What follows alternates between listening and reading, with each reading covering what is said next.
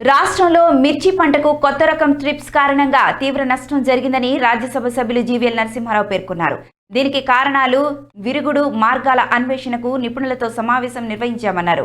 కేంద్ర ప్రభుత్వ అధికారులు, బెంగళూరు ఐఐహెచ్ఆర్ నిపుణులు, వైఎస్ఆర్ ఉద్యాన విశ్వవిద్యాలయం, రాష్ట్ర ఉద్యాన శాఖ అధికారులు సమావేశానికి వచ్చారని జీవీఎల్ పేర్కొన్నారు. గుంటూరు, ప్రకాశం జిల్లాల్లో నిపుణుల బృందం పర్యటిస్తోందన్నారు.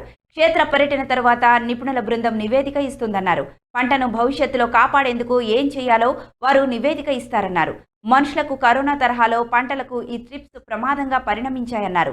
దేశంలో 60% మిర్చి సాగు తెలుగు రాష్ట్రాలలో జరుగుతోందని జీవీఎల్ పేర్కొన్నారు.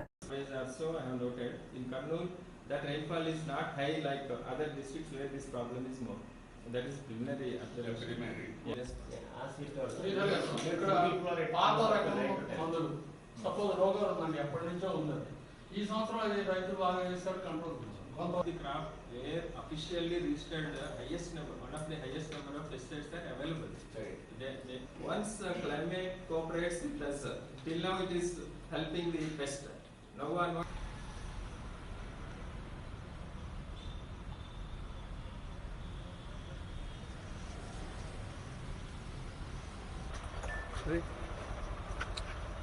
అమ్మన్న కాను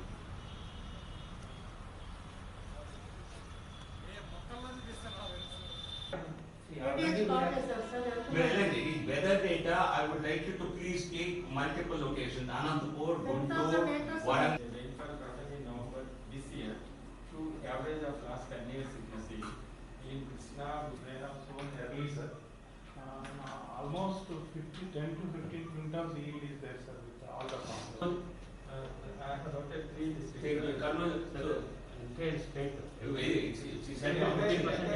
In November, it is expected As conclusive, unless we can take evaluated. weather and impact, some study has to be done Yes, sir. to come to some at least Markapuram eట్లుంది sir. అది ఊరి పేరు Heavy. పేటలో ఉందండి, పేటలో ఉంది. Kurnool somehow early planting, like Kurnool. So in Karnataka, except Ballari, all the farmers on average 10 to 15 quintals yield is there, sir. అక్కడ కూడా ముందు ఒక నెల ముందు No, we'll come to that later. First yield, ఈ సంవత్సరం what is the yield and different learn from that particular exploration. Then what are the are there any insect specific chemicals that have been found to be? అందరికీ నమస్కారం. ఈరోజు ఉదయం దాదాపు 2 గంటల పాటు spices board Guntur regional ఆఫీసులో మిర్చి పంటకు ఈ మధ్య జరిగినటువంటి అపార నష్టమైతే ఏదైతే ఉన్నదో, కొత్త పెస్ట్ ద్వారా, ఒక కొత్త రకం పురుగు ద్వారా మిర్చి పంటలు ఏ రకంగా తీవ్రంగా నష్టపోయాయో, దీన్ని నేను గత వారం పల్నాడులో పిడుగురాళ్ల ప్రాంతంలో పర్యటించి ప్రత్యక్షంగా జరిగిన నష్టాన్ని చూసి అనేక మంది రైతులతో మాట్లాడటం జరిగింది. గత ఎన్నడూ లేని విధంగా ఈ కొత్త రకం పెస్ట్, ఇది 2015 నుంచి ఇక్కడ ఉన్నప్పటికీ ఈ సంవత్సరం అనేక కారణాలు ఏమో పూర్తిగా ఇంకా తెలియరాలేదు నిజం చెప్పాలంటే. కానీ పంట మాత్రం దాదాపుగా పూర్తిగా నష్టపరచడం జరిగింది. సో కాబట్టి ఈ సంవత్సరం ఈ స్థాయిలో ఎందుకు ఈ పెస్ట్ ఇంత ఎక్కువ సివియర్ డ్యామేజ్ చేసింది, దీనికి కారణాలు ఏమిటి, ఈ థ్రిప్స్ యొక్క దీనికి విరుగుడు ఏ రకంగా కనుక్కోవాలి, భవిష్యత్తులో ప్రస్తుతం ఆల్రెడీ పొలాల్లో ఉన్నటువంటి పంటని కాపాడటానికి ఏదైనా మార్గాలు అన్వేషించే అవకాశం ఉన్నదా, వచ్చే సంవత్సరం మిర్చి పంటకి ఎటువంటి నష్టం వాటిల్లకుండా ముందుగా ఎటువంటి జాగ్రత్తలు వహించాలి, ఇవన్నీ తెలుసుకోవటం కోసం ఈరోజు శాస్త్రవేత్తలతో గుంటూరులో ఈ సమావేశం నిర్వహించడం జరిగింది.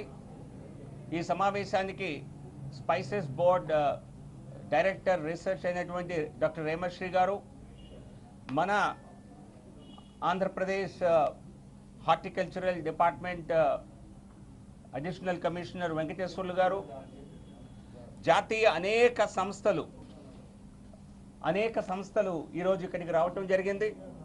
ఇందులో Indian institute of horticulture research, ఇవన్నీ కూడా ఇందులో దాదాపు అన్నీ కూడా కేంద్రంలో వ్యవసాయ ఐసిఏఆర్ ఆధ్వర్యంలో పనిచేసేటువంటి రీసెర్చ్ సంస్థలు. Indian institute of horticultural research Bengaluru, national board for agricultural important pest, ఇది కూడా బెంగళూరులో ఉన్నటువంటి సంస్థ. National board for plant quarantine New Delhi, national institute of plant health management, ఇది హైదరాబాద్. దీంతో పాటుగా national centre for integrated pest management Delhi IARI campus అనుకుంటాను వీరు. అలాగే ఇక్కడ ఉన్నటువంటి డాక్టర్ వైఎస్ఆర్ హార్టికల్చరల్ యూనివర్సిటీ లాంఫామ్లో ఉంది, వారి సెంటర్ ఉన్నది చిల్లీ రీసెర్చ్ సెంటర్ అది. అలాగే doctor NG Ranga agricultural university, వీరందరూ కూడా దాదాపుగా కనీసం 30 సైంటిస్టులు వేరువేరు సంస్థల నుంచి వచ్చి ఈరోజు ఇక్కడ సమావేశంలో పాల్గొనడం జరిగింది. వీరు ఈరోజు రేపు గుంటూరు, ప్రకాశం జిల్లాల్లో పర్యటించి 3 మండలాల్లో పర్యటించి రైతులతో మరి సమీక్షలు జరిపి, అలాగే పొలాలకు స్వయంగా వెళ్ళి అక్కడ జరిగినటువంటి నష్టాన్ని, ఈ యొక్క పెస్ట్ని, ఈ యొక్క తీవ్రతను, తీవ్రంగా ఈ సంవత్సరం రావడానికి కారణాలను గ్రౌండ్లో అన్వేషించే విధంగా ఈరోజు 2 రోజుల పర్యటనకు వెళ్ళటం జరుగుతోంది. ఈ పర్యటన జరిగిన తర్వాత ఏ రకమైనటువంటి మరి అధ్యయనం చేయాలి, ఏ రకంగా వచ్చే కొద్ది వారాల్లో నెలల్లో ఈ పెస్ట్కి ఏ రకమైనటువంటి నివారణ పద్ధతులు కనుక్కోవాలి, ఎటువంటి న్యాచురల్ మెథడ్స్ ద్వారా న్యాచురల్ కంట్రోల్ చేసే అవకాశం ఉన్నదా, ఎలా చేయాలి, ఎటువంటి పద్ధతులు వ్యవసాయ పద్ధతులు అవలంబిస్తే దీన్ని కంట్రోల్ చేసే అవకాశం ఉంది, ఏ మండలాల్లో గ్రామాల్లో ఎటువంటి పద్ధతులు ఎటువంటి వెరైటీస్తో దీన్ని కొంతవరకన్నా తగ్గించగలిగారు, ఇవన్నీ అధ్యయనం చేసి వచ్చే కొద్ది నెలల్లో మరి ప్రత్యామ్నాయాన్ని దీని నివారణకు కావలసినటువంటి మార్గాన్ని అన్వేషించి ఏ రకంగా అయితే మనం అనేక వ్యాధులకి కొత్త రకమైనటువంటి మందులు కనుక్కుంటున్నామో, వ్యాక్సిన్స్ కనుక్కుంటున్నామో, అదేవిధంగా ఈ ట్రిప్స్ పెస్ట్ నుంచి మిర్చి రైతులకి భరోసా కలిగించేలా, వారికి ఊరటనిచ్చేలా, మిర్చి పంట నష్టపోకుండా, ఎందుకంటే తెలుగు రాష్ట్రాలు దేశంలోనే ఈ 2 తెలుగు రాష్ట్రాల్లో అత్యంత ప్రధానమైనటువంటి వాణిజ్య పంట మిర్చి పంట. దేశవ్యాప్తంగా 8,000 కోట్ల రూపాయల ఎక్స్పోర్ట్ చేస్తున్నటువంటి మరి అగ్రికల్చరల్ క్రాప్ ఇది. అందులో ప్రధానంగా తెలుగు రాష్ట్రాల్లోనే దాదాపుగా 60% ఈ మిర్చి పంటని సాగు చేయటం, 60% సాగు కేవలం తెలుగు రాష్ట్రాల్లోనే జరుగుతోంది. సో మనకి తెలుగు రాష్ట్రాలకి రైతుల యొక్క మరి వారి భవిష్యత్తుని కాపాడటం కోసం, వారి యొక్క ఆదాయాన్ని దాన్ని సంరక్షించడం కోసం, అలాగే రాష్ట్రానికి ఉన్నటువంటి ఇంపార్టెంట్ ఈ క్రాప్ని పరిరక్షించుకోవటం కోసం ఈరోజు చేసే ప్రయత్నం ఖచ్చితంగా సత్ఫలితాలు ఇస్తుందని ఆశిస్తున్నాను. ఇందులో స్పైసెస్ బోర్డు వారి ఆధ్వర్యంలో ఏ రకమైనటువంటి ఒక నేషనల్ ప్రాజెక్టుని కనుక మనం టేకప్ చేసే అవకాశం ఉంటే అన్ని జాతీయ సంస్థలతో కోఆర్డినేట్ చేస్తూ దాన్ని చేయటం జరుగుతోంది. దీనికి ఇక్కడ మన రాష్ట్ర హార్టికల్చర్ డిపార్ట్మెంట్ వారి నుంచి పూర్తి సహాయ సహకారాలు అందిస్తామని చెప్పి, పూర్తి స్థాయి సైంటిస్టులతో కలిసి మరి నివారణ పద్ధతులు కనుక్కోవటానికి మా వంతు సహాయ సహకారాలు అందిస్తామని చెప్పి హార్టికల్చర్ అడిషనల్ కమిషనర్ గారు తెలియజేయటం జరిగింది. సో కాబట్టి ఈరోజు జరిగినటువంటి చర్చల తర్వాత, ఫీల్డ్ స్టడీ తర్వాత వచ్చేటువంటి ఫైనల్ రిపోర్ట్ ఏదైతే ఉన్నదో, ఫైనల్ అవుట్కమ్ ఏదైతే ఉన్నదో, అది ఖచ్చితంగా మిర్చి పంటని మనందరం కాపాడుకునే విధంగా, మిర్చి రైతుల ఆదాయాన్ని సంరక్షించే విధంగా ఉంటుంది అని పూర్తి నమ్మకంతో ఈరోజు ఈ సమావేశం ముగించడం జరిగింది. ఇప్పుడు ఫీల్డ్ స్టడీకి శాస్త్రవేత్తలందరూ వెళ్ళటం జరుగుతుంది.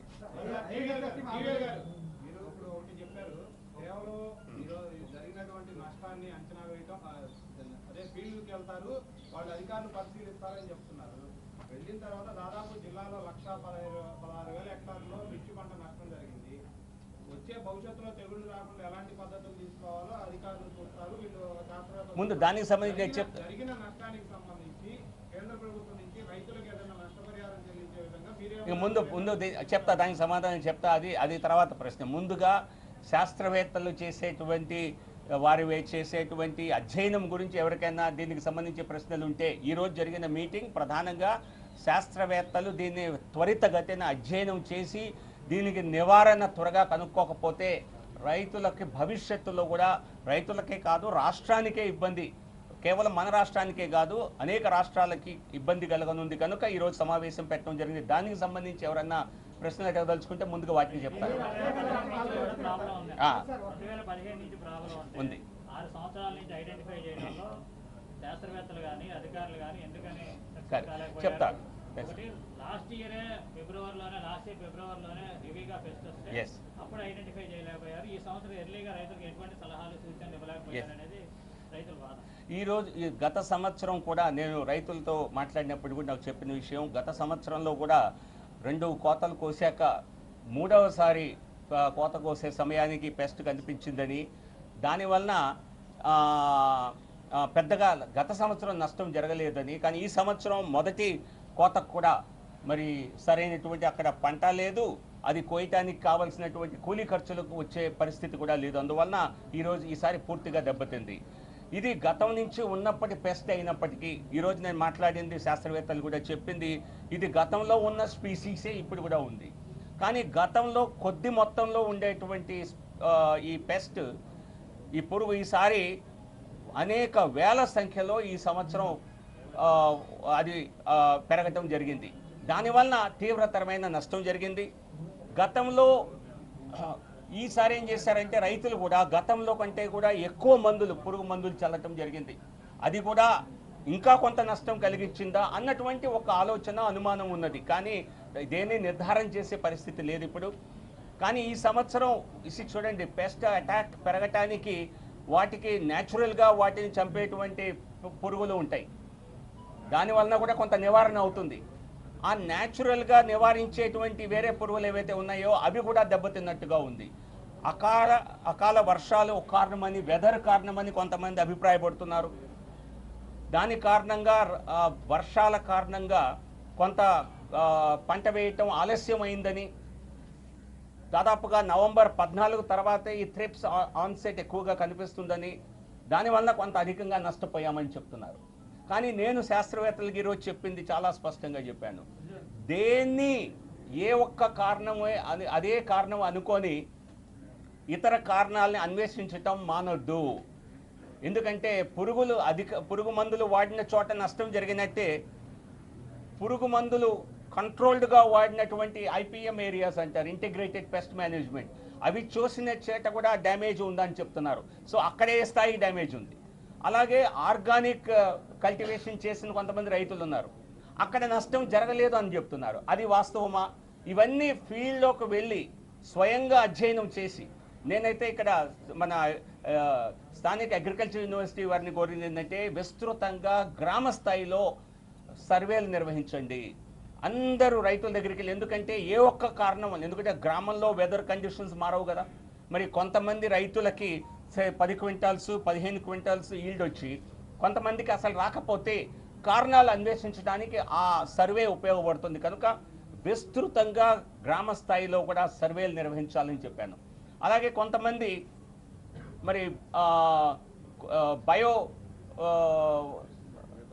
బయోపెస్టిసైడ్స్ వాటిని వాడితే దీన్ని కంట్రోల్ చేయొచ్చు అని చెప్పారు. అది కూడా ప్రయత్నం చేయండి. ఎక్కడైతే క్రాప్ ఇంకా ఫీల్డ్లో ఉంది, కొంతమంది పాపం రైతులు క్రాప్ని పూర్తిగా తీసేశారు, కానీ ఉన్న చోట దాన్ని మీరు అనుకునేటువంటి మెథడ్స్ ఉపయోగిస్తే, బయో పెస్టిసైడ్స్ ఉపయోగిస్తే కంట్రోల్ అవుతుంది అనుకుంటే, నీమ్ ఆయిల్తో కంట్రోల్ అవుతుంది అనుకుంటే అది కూడా ఎక్స్పెరిమెంట్ చేయండి. ఇప్పుడు ఏ పంట అయితే ఉన్నదో దాన్ని కనీసం కాపాడటానికి ప్రయత్నం చేయండి అని కూడా చెప్పడం జరిగింది. సో కాబట్టి మన అప్రోచ్, ఈ కమిటీ యొక్క అప్రోచ్ సింగిల్ ట్రాక్ అప్రోచ్ కాకుండా వెదర్ కారణంగా జరిగింది అంటే ఇంకా పెద్దగా మనం చేసే రీసెర్చ్ ఏం లేదు ఇక్కడ. సో కాబట్టి ఏ ఒక్క కారణాన్నే దీనికి ఆపాదించకుండా అన్ని పాసిబుల్ కోణాల్లో వెతికి అన్వేషించి ఒక ఒక ఒక ఫుల్ ప్రూఫ్గా రైతులకు ఎటువంటి భవిష్యత్తులో దీని నుంచి ఇదొక మిర్చి పంటకే కాదు, అనేక ఇతర పంటల్లో కూడా దీన్ని చూడటం జరిగింది. వెజిటబుల్ క్రాప్స్లో చూడటం జరిగింది. దీన్ని గతంలో బహుశా పపాయాలో అనుకుంటా దానిలో చూడటం జరిగింది. అనేక పంటల్లో బెంగాల్ గ్రామ్, కొంతమంది రైతులు చెప్పారు మేము మిర్చి తీసేసి బెంగాల్ గ్రామ్ వేసామన్నారు, దానిలో చూడటం జరిగింది. సో ఇది ఆహార భద్రతకే ఇది ఒక ముప్పై అయ్యేటువంటి ఒక రిస్క్ ఉన్నది. సో కాబట్టి దీన్ని తేలిగ్గా తీసుకోవటానికి వీల్లేదు. దీన్ని కరోనాని మనం ఏ విధంగా మనుషుల ఆరోగ్యాన్ని కాపాడటం కోసం కరోనాని ఏ రకంగా మనం యుద్ధ ప్రాతిపదికన తీసుకొని దాన్ని పరిష్కరించే ప్రయత్నం చేసి చాలా మేరకు సఫలీకృతమయ్యామో, వ్యాక్సిన్ లాంటివి కనుక్కొని ఇందులో కూడా పూర్తి స్థాయి అధ్యయనం చేసి సరైన ఫలితాలు ఇచ్చేటువంటి మార్గాన్ని కనుక్కోవాలి అని చెప్పి సూచించడం జరిగింది. లాస్ట్ టైం వచ్చినప్పుడు గుంటూరు జిల్లాకు వచ్చినప్పుడు ప్రికాషనరీస్ తీసుకోలేదు, లాస్ట్ ఇయర్ వచ్చినప్పుడు ఐడెంటిఫై చేసి కూడా వదిలేశారు. మీరు కేవలం ఆఫీషియల్ కొంత నిర్లక్ష్యం కూడా ఉందని చెప్పారు. ఇప్పుడు ఇది ఏది ఎవరి నిర్లక్ష్యము కాదు, ఇది దేన్ని బ్లేమ్ చేయడానికి లేదు. ముందుగా మనకున్న నష్టం, అపార నష్టం జరిగింది. దాన్ని ఎలా భవిష్యత్తులో ఉన్న పంటని కాపాడుకోవటానికి మార్గాలు ఎలా, భవిష్యత్తులో దీని నుంచి మిర్చి పంటకు ఇతర పంటలకు ఎటువంటి మరి ముప్పు రాకుండా ఏ రకమైనటువంటి ప్రయత్నాలు చేయాలి అన్నదే ఈ యొక్క టీం యొక్క ఉద్దేశం తప్పితే మరొకటి కాదు. నేను చెప్పినట్టుగా ఏ కోణాన్ని కూడా వదిలిపెట్టకుండా అన్ని కోణాల్లో దీన్ని స్టడీ చేయమని, ఎవరిని బ్లేమ్ చేయటం కాదు, మనం ఖచ్చితంగా ఆధారాలతో రుజువులతో సైంటిఫిక్ పద్ధతిలో చేయాలి తప్పితే మనం ఏదో ఒకటి అనేక కారణాలు ఉండొచ్చు కానీ ప్రముఖ కారణాలు ఏవో అన్వేషించాలని చెప్పి ఈరోజు